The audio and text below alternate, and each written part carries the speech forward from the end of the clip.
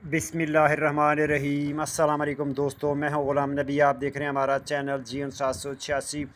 आज की वीडियो में बताऊंगा सबसे पहले आलमी मार्केट में गोल्ड का रेट, उसके बाद पाकिस्तान में गोल्ड का, चांदी का, बटूर गोल्ड का रेट बताऊंगा। पहले बात करते हैं आलमी मार्केट की। आलमी मार्केट में इस वक्त जो गोल्ड का रेट है वो $3,298 फ़ी औंस पे मार्केट है, जबकि कल 3,331 पे थी। तो इस वक्त आलमी गोल्ड मार्केट में $33 फ़ी औंस की कमी हो चुकी है।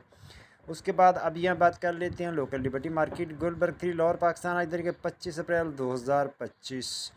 आज के गोल्ड के रेट की बात करें तो कल की निस्बत गोल्ड में कमी हो गई है। 18 कड़ी तोले का रेट 2,78,250 रुपये फ़ी तोला। 21 कड़ी तोले का रेट 3,24,625 रुपये फ़ी तोला।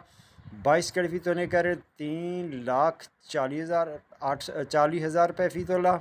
और 24 कैरेट गोल्ड का रेट है 3,71,000 रुपये फ़ी तोला। जी हाँ, रेट दोबारा सुन लें। 24 कैरेट गोल्ड का रेट है 3,71,000 रुपये फ़ी तोला। कल की निस्बत 4,500 रुपये फ़ी तोला कमी हो गई है।